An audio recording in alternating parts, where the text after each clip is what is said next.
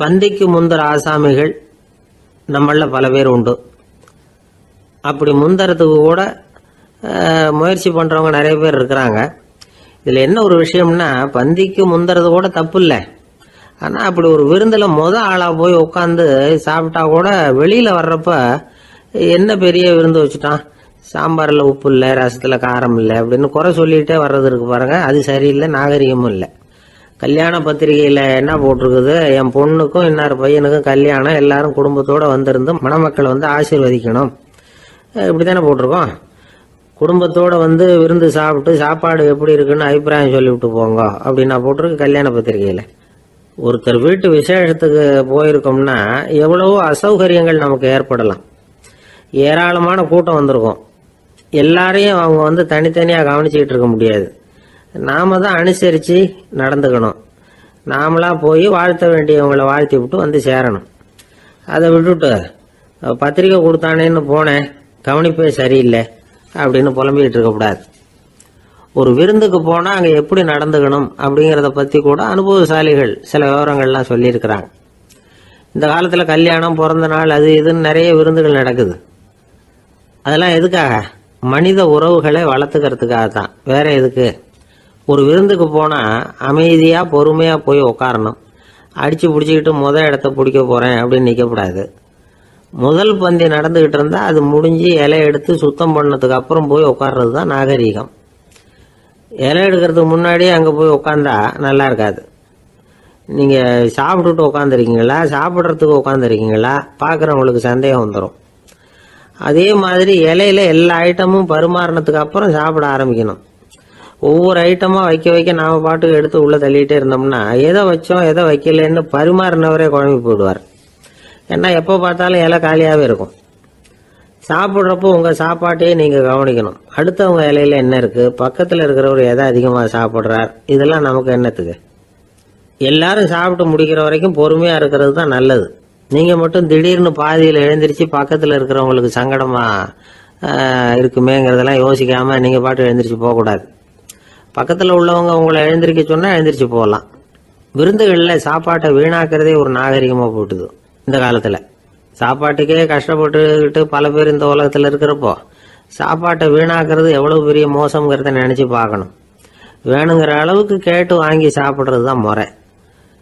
விருந்துல இந்த பஃபே அப்படின்னு சொல்லி ஒரு முறை சொல்றாங்கல்ல, அதாவது உணவு வகைகளை எல்லாம் பொதுவா ஒரு இடத்துல வச்சுடுறது, நமக்கு தேவையானதை நாமே எடுத்து ஒரு தட்டில் போட்டுக்கிட்டு சாப்பிட வேண்டியது. இதுல கூட சில பேர் தேவைக்கு அதிகமா எடுத்து போட்டுக்கிட்டு வீணாக்குறாங்க. சில சமயம் கடைசியா சாப்பிட போறவங்களுக்கு எல்லா ஐட்டமும் கிடைக்காம போகலாம். அதை போய் பெருசு பண்ணிட்டு இருக்க கூடாது.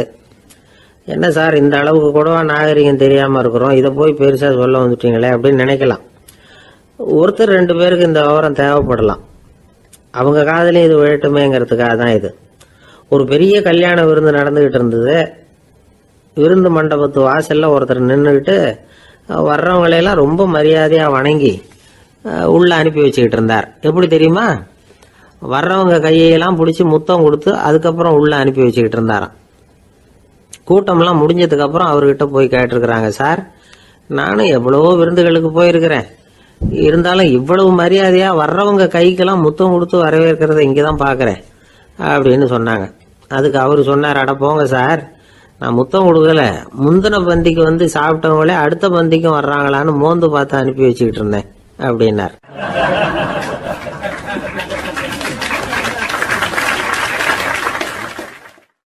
ஒரு ஊர்ல ஒரு ராஜா இருந்தார். பெரிய அரண்மனையில தான் இருக்கிறார். எல்லா வசதியும் இருந்தது. இருந்தாலும் அவர் எல்லாரும் சொல்றது எப்படி தெரியுமா, பிச்சைக்கார ராஜா. அப்படி ஒரு பேர் அவருக்கு நிலைச்சு போச்சு. ஜனங்களும் சரி மற்ற தேசங்கள்ல உள்ளவங்களும் சரி அவர் அந்த பேர் சொல்லியே குறிப்பிடுறது வழக்கமா போட்டுது.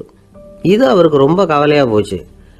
என்ன இது, நம்மளை தேடி வர்றவங்களுக்கெல்லாம் நாம சோறு போடுறோம், நம்ம புகழ்ந்து பாடல் ஏற்றி கொண்டு வர்ற புலவர்களுக்கெல்லாம் அவங்க எப்படி வந்தாலும் ஒருவேளை சோறு போடணுங்கிறது உத்தரவு. இவ்வளவுலாம் செஞ்சும் நம்மளை போய் பிச்சைக்கார ராஜான்னு எல்லாரும் சொல்றாங்களே, அது ஏன், எதுக்காக இப்படி சொல்றாங்க? இதுதான் ராஜாவுக்கு குழப்பம். சரி, இதை பத்தி நம்ம அமைச்சர்கள் கிட்ட கேட்கலாமா அப்படின்னு யோசனை பண்ணார். இந்த விஷயத்த போய் அவங்க கிட்ட எப்படி கேட்கறதுன்னு அவருக்கு தயக்கமா இருந்தது. கௌரவ குறைச்சலா தெரிஞ்சது அவருக்கு. சரி, சாதாரண குடிமக்கள் கிட்ட இதை பத்தி கேட்கலாமா அப்படின்னு யோசனை பண்ணார். கேட்கலாம், ஆனால் அவங்க யாரும் ராஜா முன்னாடி வந்து நின்று தைரியமாக பேசக்கூடிய அளவுக்கு இல்லை. ராஜாவோட குழப்பம் நாளுக்கு நாள் அதிகமாக போச்சு. கடைசியாக அவர் ஒரு முடிவுக்கு வந்தார். அதாவது இதை பற்றி ஒரு பிச்சைக்காரங்கிட்டே கேட்டு பார்த்துட்டா என்ன. இதுதான் அவர் பண்ண முடிவு. உடனே மாறு வேஷம் போட்டுக்கிட்டு நகர்வலம் போனார். ஒரு பிச்சைக்காரனை கண்டுபிடிச்சார். இதை பாருப்பா, நம்ம ராஜாவை எல்லாரும் பிச்சைக்கார ராஜான்னே சொல்கிறாங்களே, அதுக்கு என்ன காரணமாக இருக்கும் அப்படின்னு கேட்டார். அதுக்கு அவன் சொல்கிறான், இதுக்கான பதிலை இன்னும் ஒரு 30 நாளில் சொல்கிறேன் அப்படின்னா. உடனே இவருக்கு சந்தோஷம். உண்மையை அவங்ககிட்ட சொன்னார். நான் வேற யாரும் இல்லை, நான் தான் இந்த நாட்டு ராஜா. இப்போ நீ என் கூடவே வந்துடு, அரண்மனையிலேயே தங்கிக்கோ. 30 நாள் கழித்து எனக்கு பதில் சொல்லிவிட்டு அதுக்கப்புறமா நீ போகலாம் அப்படின்னு சொல்லி அழைச்சிட்டு வந்துட்டார். அரண்மனையில் ஒரு மூலையில் அவன் தங்கறதுக்கு இடம் கொடுத்தார். தினம் 2 வேளையும் இவனுக்கு சோறு போடுங்க அப்படின்னு உத்தரவு போட்டார். ராஜா கொடுத்த இடத்துல போய் உக்காந்துக்கிட்டான் அந்த பிச்சைக்காரன். தினமும் அந்த அரண்மனையில் நடக்கிறதையெல்லாம் கவனிச்சுக்கிட்டு வந்தான். வேளைக்கு சாப்பாடு வரும், சாப்பிட்டுக்கிட்டு இருக்கான். இப்படி 30 நாள் முடிஞ்சுது. ராஜா வந்தார். என்ன, என்னோட கேள்விக்கு பதில் என்னன்னு கண்டுபிடிச்சிட்டியான்னார். கண்டுபிடிச்சிட்டேன்னா. என்ன எல்லாரும் பிச்சைக்கார ராஜான்னு சொல்கிறாங்களே, அது நியாயமாக படுதா உனக்குன்னு கேட்டார். நியாயமாக தான் படுது, சந்தேகம் இல்லாமல் நீங்கள் பிச்சைக்கார ராஜா தான். என்னதான் நீங்கள் வசதியோடவும் படைபலத்தோடவும் இருந்தால் கூட நீங்கள் எங்கள் வர்க்கத்தை சேர்ந்த ஆசாமி தான் அப்படின்னு அடித்து சொல்லிவிட்டான் அந்த ஆள். என்னால் அப்படி சொல்கிறேன்னு கேட்டார் இவர். அரசே, ஒரு உண்மையை கண்டுபிடிச்சி சொல்கிறதா நான் உங்ககிட்ட சொன்னேன். நீங்கள் ராஜ பரம்பரைன்னா உடனே உங்கள் கழுத்தில் கிடக்கிற முத்து மாலையை கழட்டி பரிசாக கொடுத்துருப்பீங்க, பொன்னையும் மணியையும் கொடுத்துருப்பீங்க. ஆனால் நீங்கள் அப்படி செய்யலை. என்னை ஒரு மூலையில் உட்கார வச்சு 2 வேளை சோறு போட சொன்னீங்க. உங்களை தேடி யார் வந்தாலும், யார் பாராட்டி பேசினாலும் அல்லது பிரச்சனைகளை சொன்னாலும் நீங்கள் செய்கிற ஒரே காரியம் சோறு போடுறது தான். பிச்சைக்காரனுக்கு சோறு மட்டும்தான் உலகம். உங்கள் விஷயத்திலையும் நீங்கள் அப்படி தான் நினைக்கிறதாக தெரியுது. நல்லா கவனிங்க. எந்த ஒரு பிரச்சனைக்கும் சோறு தான் முடிவுன்னு நினைக்கிறீங்க பாருங்க. நீங்கள் சந்தேகமில்லாத எங்களை சேர்ந்த ஆளு தான் அப்படின்னு விட்டான் அந்த பிச்சைக்காரன். அதுக்கப்புறம் தான் அந்த ராஜா தன்னுடைய தவறுகளை எல்லாம் தேர்த்திக்கிட்டாராம். பசின்னு வர்றவங்களுக்கு சோறு தான் போடணும், அது தப்பு இல்லை. பாராட்ட வர்றவங்களுக்கெல்லாம் சோத்தையே போட்டு அனுப்புனா இப்படி தான் பேர் வரும். எனக்கு தெரிஞ்ச ஒருத்தர் தினமும் யாராவது ஒருத்தரை தன் வீட்டுக்கு அழைச்சிட்டு போவார், சாப்பாடு போட்டு அனுப்புவார். முன்னறிவிப்பு இல்லாமல் திடீர்னு ஒரு விருந்தாளியோட வீட்டில் போய் இவர் நிற்கிறது வழக்கம். அந்த அம்மாவும் இவருக்காக தயார் பண்ணி வச்சிருந்ததை இவர் அழைச்சிட்டு வந்திருக்கிற விருந்தாளிக்கு போட்டுருவாங்க. விருந்தாளி சாப்பிட்டுட்டு போனதுக்கப்புறம் இவர் மனைவி கிட்ட உனக்கு சிரமம் வேணாம் அப்படின்னு சொல்லிவிட்டு பக்கத்தில் உள்ள ஒரு ஹோட்டலுக்கு போய் காசு கொடுத்து சாப்பிட்டுட்டு வந்துடுவார். பல நாள் இப்படி நடக்கும். ஒரு நாள் அவரை தனியாக கூப்பிட்டுக்கிட்டு போய் ஏன் இப்படி பண்ணுறீங்கன்னு கேட்டோம். அதுக்கு அவர் சொல்கிறாரு, எங்கள் வீட்டு சாப்பாட்டிலேருந்து தப்பிக்கிறதுக்கு எனக்கு வேற வழி எதுவும் தெரியல சார், அதனால தான் இப்படி பண்ணிட்டு இருக்கிறேன் அப்படின்னார் ரொம்ப பரிதாபமா.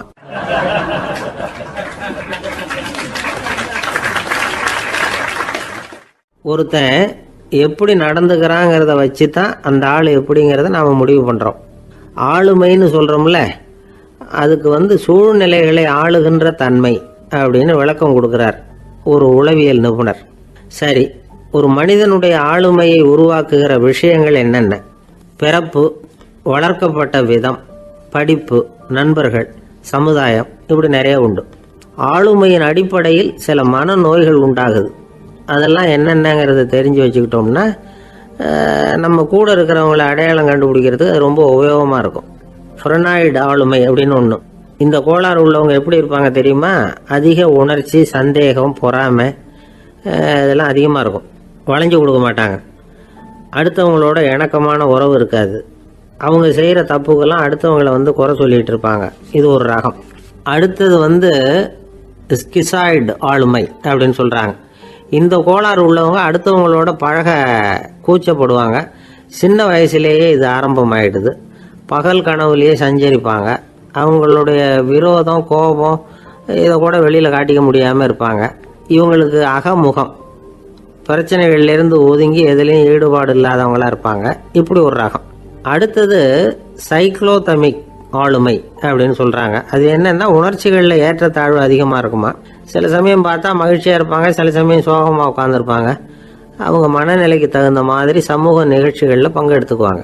இன்னொரு வகை என்னென்னா எண்ணப்பீடிகை ஆளுமை அப்படின்னு பேர் வச்சிருக்கிறாங்க. அதுக்கு இவங்களுக்கெல்லாம் கரெக்டாக இருக்கணும், எல்லாம் சட்டத்திட்டம், இதுலேயும் ஒரு ஒழுங்குமுறை, இப்படி எதிர்பார்க்குற மனோபாவம். இவங்க எதிர்பார்ப்புக்கும் அரண்முறைக்கும் மற்றவங்க கட்டுப்படணும்னு நினைப்பாங்க. இந்த நிலைமை நீடிச்சா என்ன ஆகும் தெரியுமா? அலைக்கழிக்கிற எண்ணங்கள் திரும்ப திரும்ப ஒரே செயலை செய்ய தூண்டுற மன தளர்ச்சிக்கு ஆளாயிடுறாங்க. அடுத்தது ஹிஸ்டீரியா ஆளுமை. சின்ன விஷயத்தையெல்லாம் பெருசுபடுத்தி நாடகமாக்குற நடிகர்கள் இவங்க.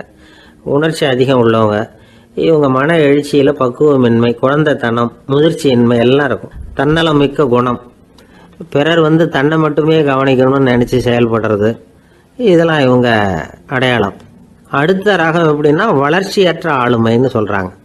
அடுத்தவங்களோட இணங்கி போக முடியாதவங்க, அறிவு, மன எழுச்சி, சமூக உறவு இதில் எல்லாம் போதுமான வளர்ச்சியையும் நிறைவையும் பெற முடியாதவங்க. இவங்களால வாழ்க்கையில் முன்னேற முடியாது. பிச்சைக்காரங்க, குற்றவாளிகள் இவங்க கிட்டெல்லாம் இது மாதிரியான ஆளுமை அதிகமாக இருக்குமா. அடுத்தது என்னென்னா சோர்வு உடைய ஆளுமை.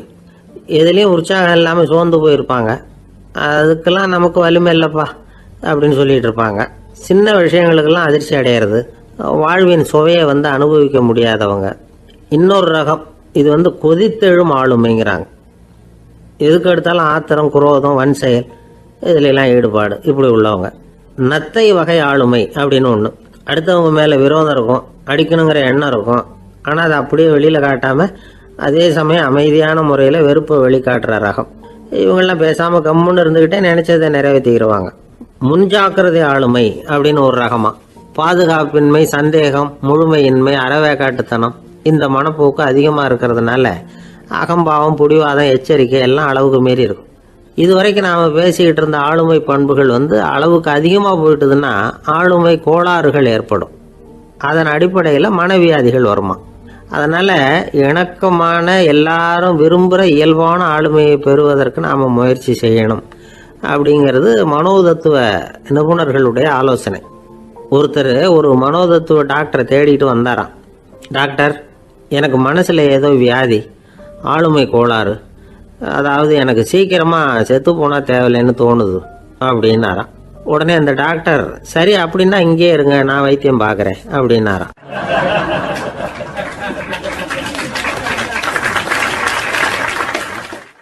ஆஃபீஸை முடிஞ்சு வீட்டுக்கு போகிற சமயத்தில் ஒருத்தர் கடைக்கு போய் ஸ்வீட் வாங்கினார். சரி, வீட்டுக்கு பிள்ளைங்களுக்கு தான் வாங்கிட்டு போகிறார் அப்படின்னு மற்றவங்க நினச்சாங்க. அவர் அப்படி செய்யலை. அந்த இடத்துலையே பொட்டலத்தை பிரித்தார். திருட மாதிரி அப்படியே சுற்றி ஒரு தரம் பார்த்துக்கிட்டார். யாரும் தெரிஞ்சவங்க இல்லைங்கிறத முடிவு பண்ணிவிட்டு அவசரமாக அதை அப்படியே போட்டு முழுகிவிட்டு கையை தொடச்சிக்கிட்டு நல்ல பிள்ளை மாதிரி நடந்து போக ஆரம்பிச்சிட்டார். அவர் யாருன்னா, அவரோட பிரச்சனை எல்லாருக்கும் தெரியாது, சில பேருக்கு தான் தெரியும். அதாவது அவர் உடம்பில் சர்க்கரை இருக்குதுன்னு டாக்டர் சொல்லிவிட்டாராம். அதனால் வீட்டில் சர்க்கரையே இவர் கண்ணில் காட்டுறதில்ல. அதனால் இவர் யார் கண்ணிலையும் படாமல் இப்படிப்பட்ட வேலைகள்லாம் செய்கிறது வழக்கம். யாருக்கும் தெரியாமல் இப்படி ஸ்வீட்டை வாங்கி சாப்பிட்டுட்டு அவர் பாட்டுக்கு போயிடுறது. இப்படிப்பட்டவங்களுக்கெல்லாம் கொஞ்சம் ஆறுதலான தகவல் இன்றைக்கி. அது என்னென்னா, நாம் சாப்பிட்ற சர்க்கரைக்கும் நம்ம உடம்பில் உள்ள சில கோளாறுகளுக்கும் அப்படி என்ன தான் சம்மந்தம் இருக்குது. இதை பற்றி சமீபத்தில் சில ஆராய்ச்சிகள்லாம் நடந்திருக்குது. ஏன்னா சர்க்கரைன்னாவே விஷம் மாதிரி அதை பார்க்குறவங்களும் சில பேர் உண்டு. சின்ன பிள்ளைங்களுக்கு வயத்தில் பூச்சி உண்டாகிறதுலேருந்து பெரியவங்களுக்கு நீரிழிவு வர்ற வரைக்கும் எல்லாத்துக்கும் சர்க்கரை தான் காரணம்னு சொல்லிகிட்டு இருக்கிறோம். ஆனால் அந்த அளவுக்கு பயப்பட வேண்டிய அவசியம் இல்லை அப்படின்னு சொல்கிறாங்க. சர்க்கரை வியாதி, இருதய நோய், பித்த நீர்ப்பை நோய் இதெல்லாம் சில நோய்கள்லாம் நாம் சாப்பிட்ற சர்க்கரைக்கும் தொடர்பு இருக்குன்னு நினைக்கிறோம். ஆனால் அப்படி சம்பந்தம் உண்டுங்கிறதுக்கு போதுமான அளவுக்கு ஆதாரம் இல்லை அப்படிங்கிறாங்க ஆராய்ச்சியாளர்கள். ஒரே ஒரு சம்பந்தம் தான் உறுதியாக இருக்குதான். அதுவும் இந்த பல் சிதைவு அப்படின்னு இருக்கு இல்லையா, அந்த சர்க்கரை சாப்பிட்றதுக்கும் இந்த பல் சிதைவுக்கும் சம்பந்தம் இருக்குது அப்படிங்கிறத மட்டும் உறுதியாக சொல்கிறாங்க. சர்க்கரைன்னா நாம் சாப்பிட்ற ஜீனி மட்டும் இல்லை, பழம், காய்கறி, பால், தேன் இப்படி எல்லாத்துலேயும் அது இருக்குது. கேரட்டு கொடுக்குற சத்தில் 88% சர்க்கரை, ஆப்பிள் கொடுக்குற சக்தியில் 95% சர்க்கரை. இது ஜீனி சர்க்கரை, இது ஆப்பிள் சர்க்கரை அப்படிங்கிற வித்தியாசம்லாம் உடம்புக்கு கிடையாது. ரெண்டுமே உடனடியாக சக்தி கொடுக்குது. ஒரு ஸ்பூன் சர்க்கரையில் 16 கலோரி தான் சத்து இருக்குது. அதிகமாக சர்க்கரை சாப்பிட்டா நீரிழிவு வந்துருங்கிறது தப்பான ஒரு அபிப்பிராயம். டயபெட்டிஸுங்கிறது ஒரு மெட்டபாலிக் டிசார்டர், அவ்வளவுதான். அதாவது நாம் சாப்பிட்ற சர்க்கரையை நம்ம உடம்பு திறமையாக உபயோகப்படுத்திக்க முடியல அப்படின்னு அர்த்தம். அதனால தான் அதிகமாக இனிப்பு வேணாம்னு சொல்கிறோம். ஏற்கனவே உடம்பால் முடியாத ஒன்றை மறுபடியும் அது தலையில் சுமத்தி அதிகமாக வேலை வாங்க வேணாமே அப்படிங்கிறதுக்காக தான். ஆகாரத்தில் அதிகமாக சர்க்கரை இருந்தால் அதனால் உடனே சர்க்கரை வியாதி வந்துடும்ங்கிறதுக்கு விஞ்ஞான ரீதியாக போதுமான ஆதாரம் இல்லை. அதனால் எப்போவாவது அதிகமாக ஸ்வீட்டு சாப்பிட்டுட்டா ஐயோ அதிகமாக சாப்பிட்டோமோ என்ன பண்ண போகுது தெரியலையே அப்படின்னு நினச்சி மனசை போட்டு குழப்பிக்க வேண்டியதில்லை. பொதுவாக எதுவுமே அதிகமாக வேண்டாம், எல்லாம் சீராக இருந்தால் போதும். நீரிழிவுங்கிறது புதுசாக வந்துட்ட ஒரு நோய் இல்லை, ரொம்ப காலமாகவே இருக்கிற ஒன்று தான். நம்ம முன்னோர்கள் இதை மதுமேகம் அப்படின்னு சொல்லுவாங்க. அதை கட்டுப்படுத்துறதுக்கு அவங்களே சில வழிமுறையை சொல்லி வச்சுருக்கிறாங்க. அது என்னென்னா வேறு ஒன்றும் இல்லை, இந்த பாவக்காய், முள்ளங்கி, அருகம்புல் அவ்வளவுதான். வெள்ளை முள்ளங்கி இருக்குல்ல, அதை வாரத்துக்கு 3 நாள் சாப்பிட்டுக்கிட்டு வாங்க. நூலுக்கோல் ரொம்ப நல்லது. இல்லைன்னா முள்ளங்கி சாறு 1 ounce சாப்பிட்டுட்டு வரலாம். ரத்தத்தில் சேர்கிற சர்க்கரை அளவு இதெல்லாம் கட்டுப்படுத்துது. சிறுநீரில் காணப்படுகிற சர்க்கரை அளவையும் சமநிலைப்படுத்துது. தினமும் ஆகாரத்தில் கோதுமை, கேழ்வரகு, வெந்தயம், கருவேப்பிலை, சோயாபீன்ஸ் எது கிடைக்குதோ சேர்த்துக்கலாம். இப்படிலாம் செஞ்சுக்கிட்டு வந்தால் அப்புறம் வீட்டுக்கு தெரியாமல் கடையில் போய் நின்றுக்கிட்டு ஸ்வீட் வாங்கி திருட்டுத்தனமாக சாப்பிட வேண்டிய அவசியமே உங்களுக்கு வராது. 2 ஆசாமிகள் கடற்கரையில் உட்காந்து சாவகாசமாக பேசிக்கிட்டு இருந்தாங்களாம். ஒருத்தர் சொன்னார், இன்னொருத்தருக்கு தெரியாமல் ஸ்வீட்டு சாப்பிட்றதே எப்பவும் இடைஞ்சல் தான் சார். நேற்றுக்கு பாருங்கள் அப்படி தான் சாப்பிட்டுக்கிட்டு இருந்தேன், வீட்டுக்காரி கண்ணில் போட்டுவிட்டுது, அதுக்கப்புறம் ஒரே ரகலையாக போச்சு அப்படின்னாரா. எனக்கு கூட அப்படி தான் சார் ஆகிட்டுது, ஒரே ரகலை அப்படின்னாரா இன்னொருத்தர். நீங்கள் சாப்பிட்டதும் உங்கள் வீட்டுக்காரங்க கண்ணில் போட்டுவிட்டுதா சார் அப்படின்னு கேட்டிருக்காரு இவர். அதுக்கு அவர் சொன்னாராம், அப்படி இல்லை சார், கடைக்காரர் கண்ணில் போட்டுவிட்டுதோ, நான் அவருக்கு தெரியாமல் அந்த ஸ்வீட்டை அவர் கடையிலேருந்து எடுத்திருந்தேன் அப்படின்னு விளக்கம் கொடுத்தாராம் இந்த ஆள்.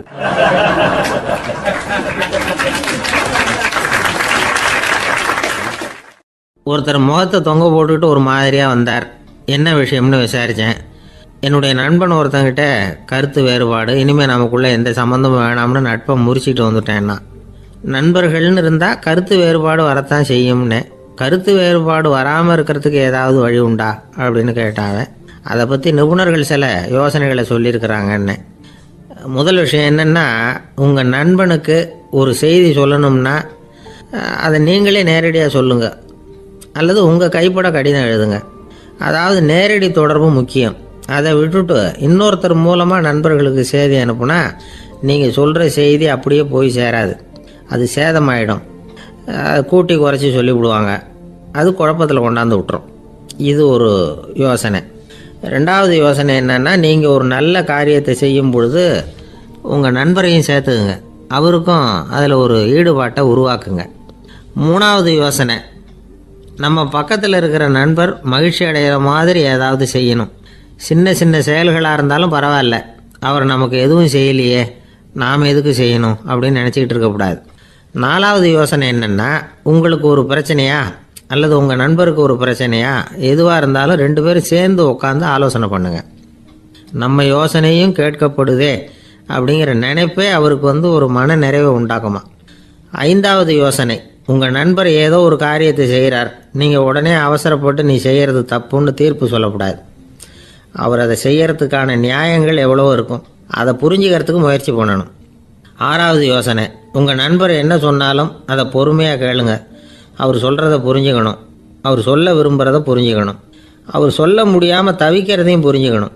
இப்படி 3 விதமாகவும் அவரை புரிஞ்சுக்கிட்டு அதுக்கு தகுந்த மாதிரி செயல்படணும்.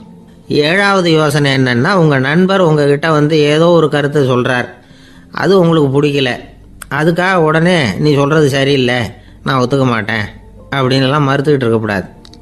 அவர் சொல்கிறத கேட்கணும், பொறுமையாக சிந்திக்கணும், அதுக்கப்புறம் பதில் சொல்லணும். இப்படிலாம் நடந்துக்கிட்டால் நண்பர்களுக்குள்ள கருத்து வேறுபாடு வர்றதுக்கு வாய்ப்பே இருக்காது அப்படின்னு வல்லுநர்கள் தொகுத்து சொல்லியிருக்கிறாங்க இந்த யோசனைகளை. எனக்கு தெரிஞ்ச சில நண்பர்கள் உண்டு, அவங்களுக்குள்ளேயும் கருத்து வேறுபாடுகள் வராமல் இருக்கிறதுக்கு சில நுட்பங்களை கையாளுறது உண்டு. ஒருத்தர் சொன்னார், அந்த டாக்டர் சின்ன வயசுலேருந்து என் கூட பழகினவர், நாங்கள் 2 பேரும் இணை பிரியாத நண்பர்கள், இருந்தாலும் எனக்கு உடம்பு சரியில்லைன்னா நான் அவர்கிட்ட வைத்தியம் பார்த்துக்க மாட்டேன் அப்படின்னார் ஒருத்தர். ஏன் அப்படின்னு கேட்டேன். எங்கள் நட்பு கெட்டுப்படக்கூடாது இல்லையா, அதனால தான் அப்படின்னாரு இவர்.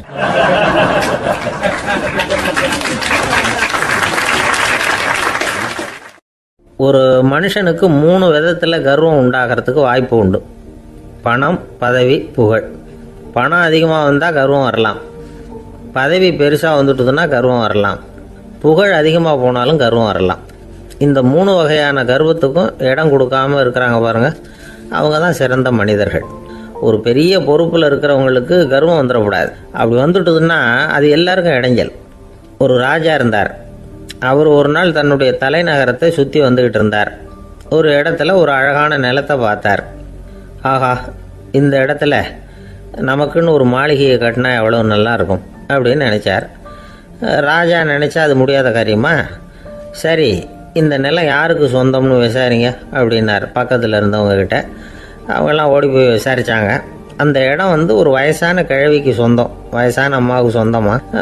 அந்த அம்மா தான் அதில் ஒரு குடிசையை போட்டு குடியிருந்துகிட்டு இருக்கிறாங்க. சரி, அந்த நிலத்துக்கு ஒரு விலையை நிர்ணயம் பண்ணி அதை அந்த வயசான அம்மாக்கிட்ட கொடுத்துருங்கோ அப்படின்னு உத்தரவு போட்டார் ராஜா. ஆனால் அந்த அம்மா, இது எங்கள் பூர்வீக இடம், இதை விற்க மாட்டேன் அப்படின்னு சொல்லிவிட்டுது. சரி, 2 பங்கு விலை கொடுக்குறோம்னு சொல்லி பாருங்க அப்படின்னாங்க. அப்படியே சொன்னாங்க அரண்மனை ஆட்கள். அதுக்கும் சம்மதிக்கலை அந்த அம்மா. இதை கேள்விப்பட்டதும் ராஜாவுக்கு கோபம் வந்துட்டுது. தன்னுடைய ஆளுங்களை கூப்பிட்டார். போய் அந்த குடிசையை பிரித்து எறிங்க, காசெல்லாம் ஒன்றும் கொடுக்காதீங்க அப்படின்னு கத்தினார். அவ்வளோதான். அடுத்த நிமிஷம் அரண்மனை ஆசாமிகள் போனாங்க, குடிசையை பிரித்து எரிஞ்சாங்க. அந்த வயசான அம்மா இருக்கு, அதுவும் அந்த இடத்த விட்டு துரத்தி விட்டாங்க. அந்த இடத்துல ஒரு அரச மாளிகையை கட்டி முடிச்சிட்டாங்க. அந்த வயசான அம்மா பாவம், ராஜாவே இப்படி பண்ணால் யார்கிட்ட போய் முறையிட முடியும்? ஒரு ஞானி இருந்தார், அவர்கிட்ட போய் சொன்னாங்க. அவர் இவங்க சொன்னதை கேட்டு மனசில் வச்சுக்கிட்டார். ஒரு நாள் அந்த ராஜாவே இந்த ஞானியை கூப்பிட்டார். புதுசாக ஒரு மாளிகை கட்டியிருக்கிறேன், வந்து பாருங்கன்னு. சரின்னு சொல்லி இந்த பெரியவர் ஒரு நாள் அந்த மாளிகைக்கு போனார்.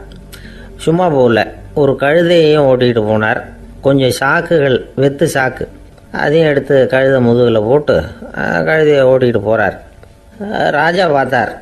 அவருக்கு இது ஆச்சரியமாக இருந்தது. என்ன இது, மாளிகைக்கு வந்துட்டு போங்கன்னு கூப்பிட்டா கழுதை சாக்கு இதெல்லாம் கொண்டு வராரே, ஒன்றும் புரியலையேன்னு நினச்சார். எதுக்காக இதெல்லாம்னு கேட்டார்.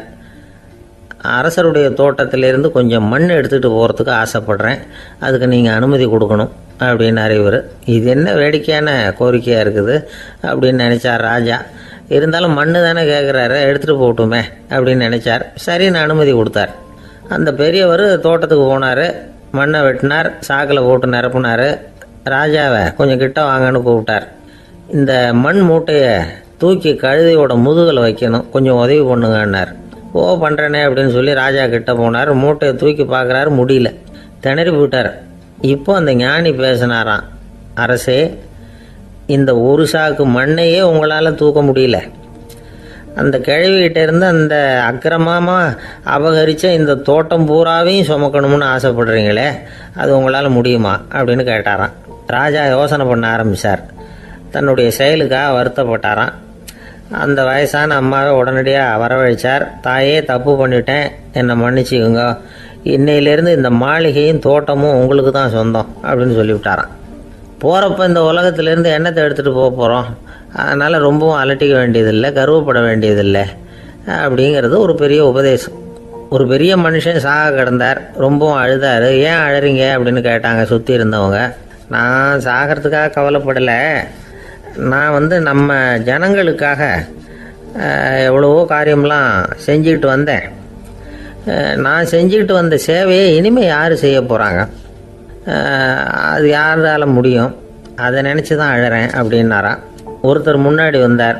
அதுக்காக நீங்கள் கவலைப்படாதீங்க, உங்கள் சேவையை தொடர்ந்து செய்கிறதுக்கு என்ன மாதிரி இளைஞர் பட்டாலும் தயாராக இருக்குது, இருந்தாலும் எங்கள் கவலை என்னென்னா அப்படின்னு இழுத்தார். என்ன சொல்லுங்கன்னு கேட்டார் அவர். நீங்கள் இது வரைக்கும் என்ன சேவை செஞ்சுக்கிட்டு வந்தீங்க, அதுதான் எங்களுக்கு இன்னமும் புரியாத புதிராக இருக்குது அப்படின்னாராம் அவர்.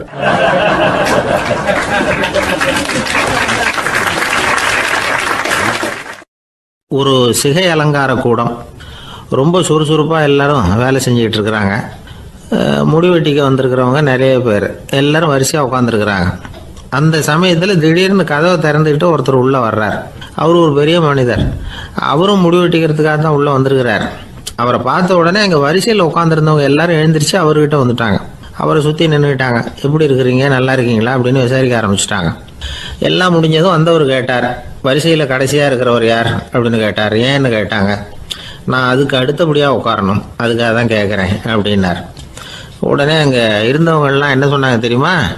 நீங்கள் வரிசையில் காத்திருக்க கூடாது, நீங்கள் அரசாங்கத்தின் தலைவர், உங்களுக்கு நேரம் முக்கியம், அதனால் நீங்கள் முன்னாடி போங்க அப்படின்னு சொன்னாங்க. ஆனால் அதை அவர் கேட்கல. தோழர்களே, உங்களுடைய கருத்துக்கு ரொம்ப நன்றி.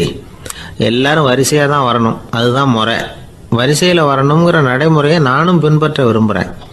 நாம் எல்லாரும் சமமானவர்கள் அப்படின்னார். இப்படி சொல்லிவிட்டு வரிசையில் கடைசியாக இருந்த ஒரு நாற்காலியில் போய் உட்காந்துக்கிட்டார். தன் சட்டை பையில் இருந்த ஒரு செய்தித்தாளை எடுத்தார், படிக்க ஆரம்பிச்சிட்டார். ஆனால் அங்கே இருந்தவங்களால இதை பார்த்துக்கிட்டு சும்மா இருக்க முடியல. ஒருத்தர் எழுந்திரிச்சு வந்தார். ஐயா, இப்போ என்னுடைய முறை வந்திருக்குது, நான் தான் போக வேண்டிய முறை. உங்களை இங்கே காத்திருக்க வைக்கிறத விட ஒரு 5 ஆண்டுகளுக்கு கூட நான் முடிவெட்டிக்காமே இருந்துட முடியும் அப்படின்னார். அவர் மறுபடியும் சொன்னார், ஐயா, நீங்கள் வரிசை முறையை தாண்டி போக விருப்பப்படல, சரி, ஆனால் என்னுடைய முறையை மாற்றி கொடுக்கறதுக்கு எனக்கு முழு உரிமை இருக்குது. இதுக்கு பதிலாக உங்களுடைய கடைசி இடத்த நான் எடுத்துக்கிறேன், இதை நீங்கள் மறுக்க முடியாதுன்னார். அங்கே இருந்த மற்றவங்களும் இதை ஒரு மனசாக வற்புறுத்த ஆரம்பிச்சிட்டாங்க. அந்த பெரிய மனிதர் பார்த்தார், சரின்னு கடைசியாக ஒத்துக்கிட்டார். அவர் யார் தெரியுமா? அவர் தான் மாவீரர் லெனின். ரஷ்யாவில் கிரெம்ளின் சிகை அலங்கார கூடத்தில் தான் இது நடந்தது. எல்லாரும் இந்நாட்டு மன்னர்கள்னு வாயளவில் பேசுறதுல என்ன பிரயோஜனம்? நாம் எல்லாரும் சமம்ங்கிறத நடைமுறையில் கடைபிடிச்சி காட்டினவங்க கொஞ்சம் பேர் தான். அவங்களில் ஒருத்தர் தான் லெனின். வரிசையில் நின்று வர்றதுங்கிறது ஒரு சிறந்த பண்பு, உயர்ந்த பண்பு. இன்றைக்கி பல இடங்களில் அது நமக்கு தேவைப்படுது. ஒரு ரேஷன் கடை வாசல், கடை திறக்கிறதுக்கு முன்னாடியே எல்லாரும் வரிசையில் நின்றுட்டாங்க. கடைசியாக வந்த ஒருத்தர் கியூவில் முன்னாடி போகிறதுக்கு முயற்சி பண்ணுறார். ஏற்கனவே நின்றுட்டு இருக்கிறவங்க அவரை முன்னாடி போகிறதுக்கு விட மாட்டேங்கிறாங்க. கடைசியாக போய் நில்லையா அப்படின்னு எல்லாரும் கத்துறாங்க. அதான் அவர் காதில் வாங்கலை, முண்டி அடிச்சுக்கிட்டு முன்னாடி போகிறதுக்கே முயற்சி பண்ணிகிட்டு இருக்கிறார். எல்லாரும் சேர்ந்து அவரை வலுக்கட்டாயமாக இழுத்து கொண்டாந்து பின்னாடி கொண்டு போய் நிறுத்திவிட்டு சொன்னாங்க, இதை பாருப்பா, நாங்கள் இருக்கிற வரைக்கும் நீங்கள் முன்னாடி போய் எதையும் வாங்க முடியாது, தெரிஞ்சுக்கோ அப்படின்னாங்க. இப்போ அந்த ஆள் சொன்னாராம், நான் இங்கே பின்னாடி நிற்கிற வரைக்கும் நீங்களும் எதுவும் வாங்க முடியாது அப்படின்னாராம். ஏன்னு கேட்டிருக்கிறாங்க. நான் தான் அந்த கடையை திறக்க வேண்டிய ஆள் அப்படின்னா. அம்மாக்காரங்களுக்கு அடிக்கடி ஏற்படுற கவலை ஒன்று உண்டு. அதாவது குழந்தை சரியாக சாப்பிட மாட்டேங்குதே அப்படிங்கிற கவலை. இவங்கெல்லாம் ஒரு விஷயத்த நல்லா புரிஞ்சுக்கணும். குழந்தைகள்ங்கிறவங்க பெரியவங்க மாதிரி இல்லை. அவங்க கடிகாரத்தில் மணியை பார்த்துட்டு சாப்பிட்றதுக்கு உட்கார்ற ரகம் கிடையாது. பசிச்சா சாப்பிடுவாங்க, இல்லைன்னா விளையாடுவாங்க அல்லது தூங்குவாங்க. அது புரியாமல் அவங்கள கட்டாயப்படுத்தி அல்லது மிரட்டி சாப்பிட வைக்கிறது ரொம்ப தப்பு. ஒரு 8 மாத குழந்தைக்கு 3 மணி நேரத்துக்கு ஒரு தடவை பசிக்கும்.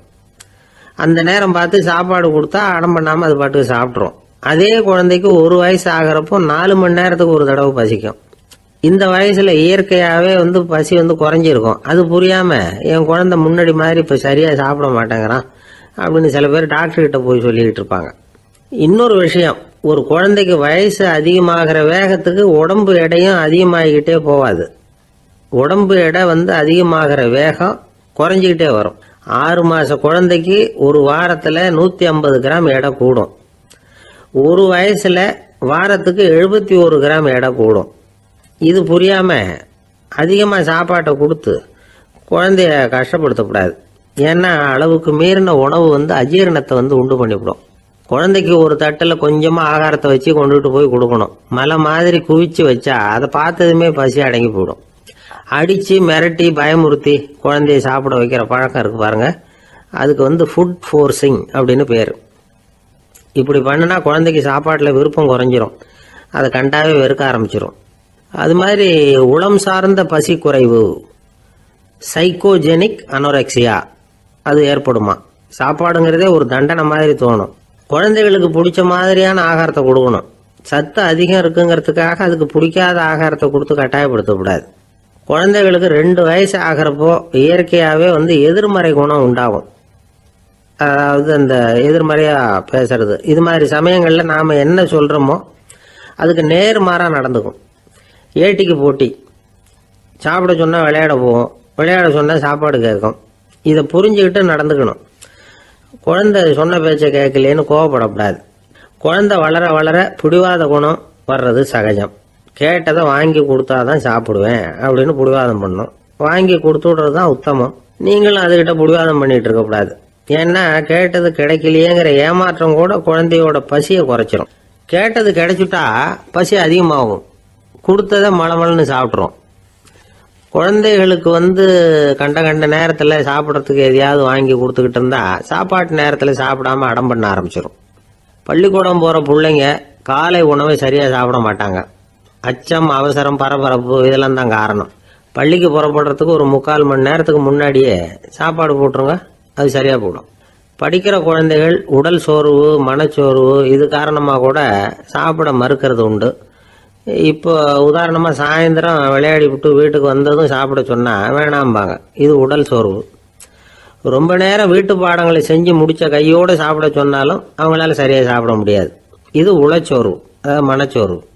இதை தவிர குழந்தைகளுக்கு உடல் நலக்குறைவு ஏற்பட்டால் கூட சாப்பிட மறுக்கிறது உண்டு. சில மருந்து மாத்திரைகள் கூட பசியை குறைச்சிரும். அதனால் சரியாக தெரிஞ்சுக்கிட்டு குழந்தைகளை சாப்பிட வைக்கணும். அது புரியாமல் கையில் சாப்பாட்டு தட்டை வச்சுக்கிட்டு குழந்தைகளை விரட்டிக்கிட்டு அலையக்கூடாது. ஒரு சின்ன பையன் சொன்னான், எங்கள் அம்மா சாப்பாடு போடுறது தெரிஞ்சா நான் உடனே வீட்டை விட்டு வெளியில் ஓடி போடுவேன் அப்படின்னா. ஏன் அப்படி பண்ணுறேன்னு கேட்டோம். எங்கள் அப்பா கூட அது மாதிரி தான் சார் பண்ணுவார் அப்படிங்கிறான்.